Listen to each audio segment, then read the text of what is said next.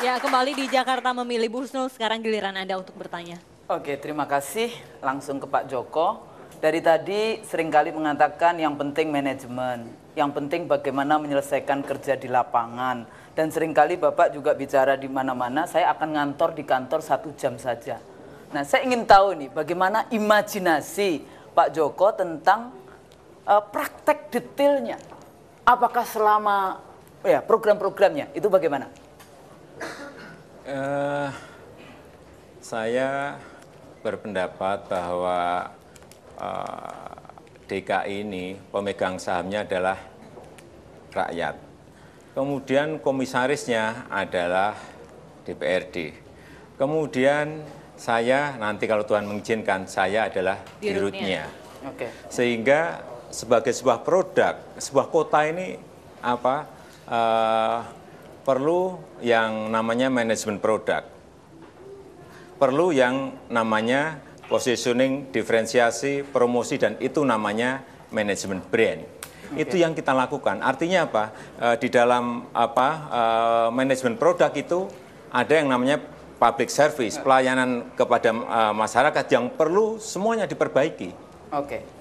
Pak, tadi sebetulnya pertanyaan saya bagaimana mengatur yang katanya hanya 1 jam di kantor, sementara yang lainnya Anda di Terus mana? Itu bagaimana imajinasinya? Apakah yang tadi rakyat? Siapa rakyat itu? Gini. Apakah Bapak mampu dalam setahun atau apa bertemu dengan berapa? 9.600.000 sekian itu kalau penduduk malam. Kalau penduduk siang bisa 12,5 juta. Bagaimana Bapak akan bertemu rakyat? Siapa rakyat itu? Saya kira kalau sistemnya sudah dibangun, kantor itu bisa ditinggal. Artinya hanya sebentar di kantor, kemudian di lapangannya banyak. Pak. Logika yang namanya politik tidak sama dengan logika perusahaan. Bagaimana Bapak? Saya kira gini, ini masalah manajemen ya. Ini masalah pekerjaan, ini masalah manajemen yang saya maksudkan tadi. Artinya bahwa kalau sistemnya itu sudah terbentuk. Sistemnya seperti apa Pak konkretnya? Ya sistem misalnya pelayanan KTP sistemnya sudah dibangun dan bisa cepat.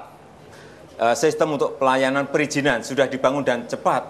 Kenapa kita harus berlama-lama di kantor? Karena sebetulnya problem dan masalah itu ada di lapangan, ada di bantaran sungai, ada di kanan kiri rel, ada di kampung, ada di kanan kiri sungai. Masalah yang besar itu ada di situ. Dan kalau kita ngerti menguasai medan, tahu masalah yang dirasakan oleh rakyat kita, bagaimana mereka Jadi Bapak makan selama saja 5 sulit. tahun akan setiap hari hanya 1 jam di kantor gubernur? Lebih lama di lapangan, di Bagaimana kantor jika hanya terjebak sebentar. macet? Bagaimana Pak Fauzi?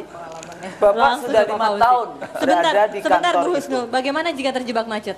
Singkat saja. Ya sudah macet. Nah, macet gimana? Saya tiap hari di sini juga 3 jam, 4 jam kena macet, ya macet. Emang macet, itulah yang harus diselesaikan. Itulah tugas pemimpin Tapi menyelesaikan kalau masalah. macet seorang pemimpin nggak boleh telat.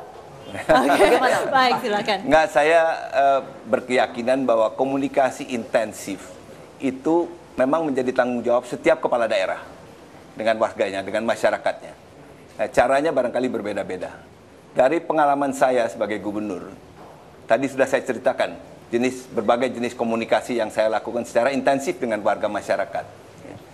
Dari pengalaman saya sebagai gubernur dan mengikuti juga pengalaman gubernur-gubernur sebelum saya, mulai dari Pak Ali Sadikin, Pak Cokro Pranolo, Pak Suprapto, Pak Wiyogo, Pak Suryadi Sudirja, Pak Sutioso, dengan intensitas kegiatan yang begitu tinggi, melayani 10 juta orang, dan juga melayani pemerintah pusat dengan kewajiban-kewajiban kita sebagai pemerintah daerah.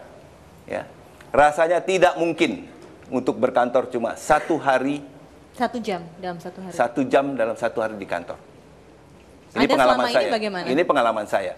Dengan intensitas komunikasi yang saya jalin, saya tetap memerlukan lebih dari 1 jam 1 hari di kantor saya. Karena banyak sekali yang perlu dikoordinasikan.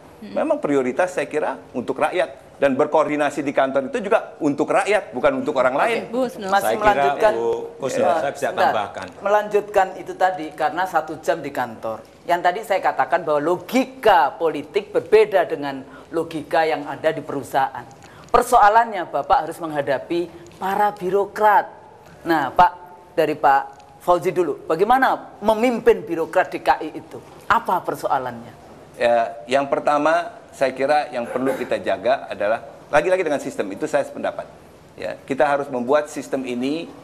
Saya punya visi menunjukkan bahwa kita ingin mewujudkan tata kelola pemerintahan yang baik.